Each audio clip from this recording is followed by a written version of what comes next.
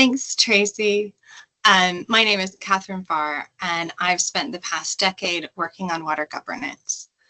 The statistic that I would like everyone to know is that last year, UN Water determined that 40% of countries still have limited capacity to balance competing demands for water among different users and to cope with increasing pressures like a changing climate and increasing population growth. And these pressures affect both water availability and water quality. So let's break that down. What does that statistic actually mean? Water is a cross-cutting issue, and that means that a lot of different groups need water. We need water for hospitals, we need water for schools, households, we need water for industry, we need water for agriculture, we need water for nature, rivers, healthy ecosystems, natural habitats, biodiversity, and we need that water for a lot of different reasons. We've got health, we need healthy ecosystems, we need healthy communities, we've got economics, we need agricultural production, we need industry growth, agriculture growth, we need enjoyment and spiritual components of water as well, right? So whether that means really enjoying a special food that might be a high water use, people want that, they want other products that require a lot of water, like your phones. And people enjoy water, sailing, swimming. So there's also a distinction between our actual water needs and our water wants. And that's an important component of water management. And for all of this, there are three aspects of water that we need to pay attention to: the amount of water available, the timing of that water availability, and the quality of that water that is available. So, for example, if you're a farmer, you want to make sure that you get the right amount of water in the spring, but you don't want a lot of water in the summer or fall, which will ruin your crops. If you're looking at water quality, we talk a lot about the quality of our drinking water, but we also need water to be a certain level of quality for crops. We need water to be a certain level of quality for industry. So when we look at microchips and other things that are processed, that has to be what's called super clean water. They strip it out of everything. They've got to have a very different type of water. That is actually water you can't even drink. It's so devoid of minerals and everything else that's in there in order to clean out the small processing work that they do on the microchips. So lots of different needs around amounts and availability and water quality. But while you have to think about all of that across all of these sectors, you've also got really big pressures that I mentioned earlier. So changing climate. So you might have climate hazards like unexpected heat waves, floods, droughts, increasing temperatures that change the type and timing of the precipitation that you're expecting.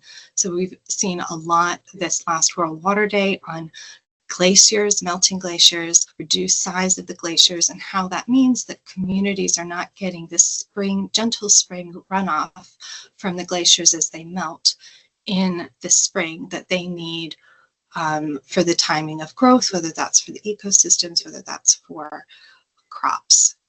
And then we've also got increasing urban populations and increasing populations in general.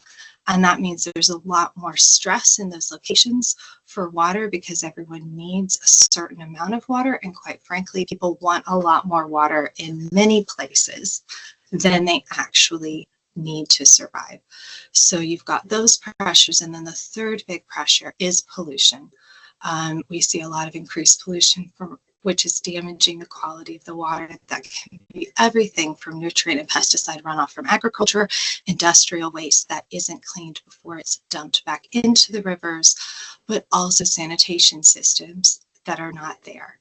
So we know that we've got a lot of different types of wastewater that are coming back to the rivers, and then that has to be cleaned before it can be used, but it often isn't cleaned before it comes back into natural habitats. That's damaging the ecosystems. It's also damaging the services that people and communities rely on from those ecosystems. So all of this creates a really tricky problem, and then when we add the governance layer on top of it, We see that actually, because water is a cross-cutting issue, going back to the first bit of this, it's being managed across different places and not holistically in most countries. And so that means you've got agricultural policies managing certain amounts of water, other groups, industry, water, sanitation, and hygiene trying to manage water, but they're not necessarily ensuring that the plans that they're putting in place, which are often thoughtful, which are often forward-looking, which are often considering these pressures, are aligned. And so you may end up with several policies or plans that actually use collectively much more water than is available because there's been a bit of siloing in the thinking and the implementation. I've been really fortunate in my water career to work on several of these issues. I've worked on transboundary issues, water, sanitation, and hygiene, water and nature-based solutions, to name a few. I've also worked on looking at how to get water and sanitation services to all different types of users within communities and needing to assess the differences that different people need at different stages of their lives and how much water they'll need, and trying to think about that holistically. 6 years ago, I created the Community of Women in Water. We're a network of women who are water professionals from all over the globe. And the reason I did this was to create a space to link women who worked on very different aspects of water management, whether it was water, sanitation, and hygiene, or building infrastructure, or transboundary issues, looking at urban populations, looking at industrial wastewater use, and bring them together so that they could see the connections of the different types of work that they were doing, and be able to share their experiences and think more holistically and create solutions that were broader.